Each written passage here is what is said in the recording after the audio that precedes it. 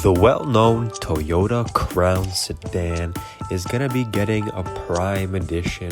with an all-new plug-in hybrid powertrain, and some new information coming from the Toyota president and CEO Akio Toyoda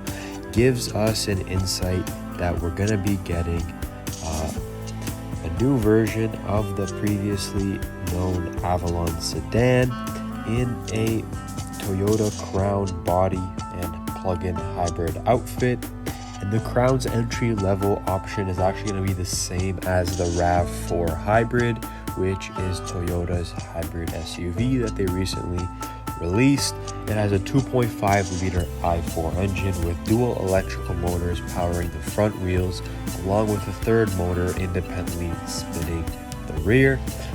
Final figures are somewhere around 236 horsepower, and above that, as intended, there's actually going to be a sportier version, sportier option, different trim level, with a similar trio of electric motors,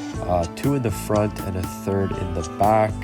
but working with a different 2.4-liter i4 gas engine.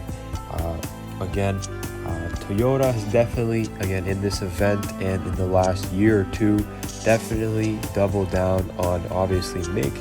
saying they're going to be making some EVs, but they did reiterate that they're not going to be doing a 100% transition. They believe that there's going to be different opportunities to hybridize vehicles to make them much more efficient in the city, use essentially no gas, but still have that ability to hybridize, but also some fuel cell and hydrogen vehicles as well. So it's exciting to see that they're going to be expanding this Prime lineup, the hybrid lineup, and I expect this sort of SUV sedan crossover mashup to definitely get interest. And as I mentioned, this powertrain is expected to have 340 to 400 pound-feet of torque.